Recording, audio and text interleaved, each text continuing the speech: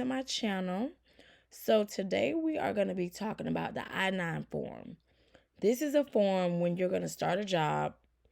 Most of the time, HR will do this, but if they're not available to do these forms or not willing to do these forms, then the notary public is the other person that could complete this form. But for this form, there's no stamp. So technically, you're not a notary public, but you have to be a notary public to do this. Make it make sense. I don't know. Anyway, so we're going to start up here. First, it's going to start with the person who has shown you either their passport or their driver's license and their social security card. So you're going to put their last name there, and then you're going to put their first name here. The middle initial here, if they have a middle initial here, you're going to put their immigration status. So if they're United States citizen, you're going to put U.S. right there. Now, if you have a passport, you only have to fill out this section right here. If you don't have a passport, then you have to have two identifications. If you have a passport, just one. No passport, you need two. So the first page of this I-9 form, I didn't show because it's nothing for us to do. It's for the person who is getting the job. They're going to complete that first page. There's nothing for the notary to do on there. Now, on this second page, this is where we come in at. So we're going to fill this part out. So once you get their passport, if they have a passport, you're going to look on it and you're going to look and see what you already know what it's called. It's a passport. And then right here, you're going to write, it says issuing authority. And please excuse my bad handwriting. We're not going to worry about that. But we're going to put the United States of America. Or if you want to be lazy, just put U.S. But that's who is issuing the passport. Because if they are from somewhere else, they can have a passport that's from China or from Iraq or something like that. And then in that case, you would put where they come from and not the United States. But for everybody that's American, you're going to put United States. Here, you're going to put the actual passport number. So every passport has an actual identification number. You're going to put that number here. And on there, you're going to see where it has an expiration date. That's going to go here. Now, if they have a passport, you're done with this section. You're going to move on to down here. But unfortunately, most people don't have a passport. So then we come over here. This is for all the regular folk. Now, if you have a driver's license or you have a regular ID, you're going to put the name of your identification right here. So most people are going to have a driver's license. The issuing authority, that's going to be the state of Florida if you have a Florida's driver's license. If you have a Texas driver's license, it's going to be the state of Texas. Whatever your identification, wherever it originated from, that's where you're going to put right there. You're going to put that right here where it says state of. And then here, you're going to actually put the driver's license number. Most people don't know it by heart. I do. But you go ahead and write the driver's license number here. And then you're going to look at the bottom of the driver's license and you'll see the expiration date. You're going to write the expiration date here, and you're going to write very clearly because they're going to write down this information because this is all reported. So when you get over here, so once you get that information off of the driver's license, and you please make sure it's not expired because you cannot use an expired ID.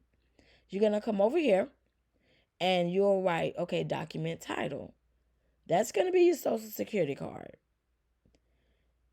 Over here, the issuing authority, you're going to put that's a tongue twister. Social Security Administration. And then down here, you're going to actually put your social security number. And right here, you're just going to put NA or none because a social security card does not expire. Let's see. And then we'll come all the way down. And then here is where you're going to do most of your work. Right here, it says the signature of employer or authorized representative. So evidently, if we're doing it as a notary, HR didn't want to do it. So when you sign any of this information here, you're the authorized representative. You're not a notary anymore. Remember that. So you're going to sign your name here. You're going to put today's date here, the day that you actually complete this document. Up here, it doesn't have to be the day that you complete the document. You're going to ask that person, hey, when is your first day of work? That's going to go there. You're going to come over here. This is the title of the employer or authorized representative. This is your title. Now, are you a notary? No, you are not. Don't forget that. Don't put notary. You're going to put authorized representative because that's who you are in this document. If you don't put a stamp on a document, you are not a notary. Do you understand? Alrighty, so here, this is your information because you're the what? Authorized representative. So they want your last name and then they want your first name because believe it or not, they're going to go and check and make sure you are a notary. Then you're going to come here and this says the employer business name. So the person that they're going to be working for, their name goes here. So if you work for Target, Target name is going to go there. If you work wherever you work at, it's going to go there. You're going to come down here. And a lot of times you're not going to know the address and the name and all of that. You're going to have to ask that person. They're going to have to Google it or pull up some emails that they received from their employer already.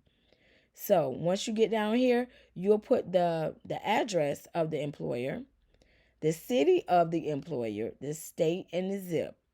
All of this information is not yours. It is for the employer. And once you do all of this, then that's it. So you see down here where it says section 3, you're not going to do that. Since I've been doing this for 2 years. I've never completed section 3. So you don't have to worry about that. But this little section right here is what you're going to do. And you're going to come up here and you're going to verify their identification.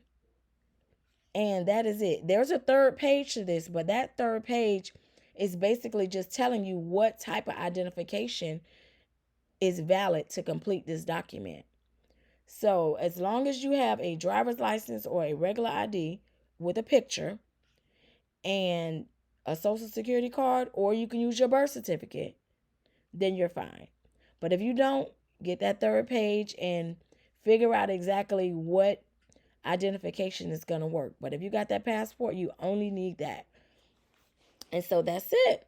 So this document is officially complete and you can return their identifications and thank them for their business and ask them for a review for your Google business page because I know you got one, right? Okay. Thank you so much for visiting my channel again and look out for the next document because like I said, it's going to be many, many more to come.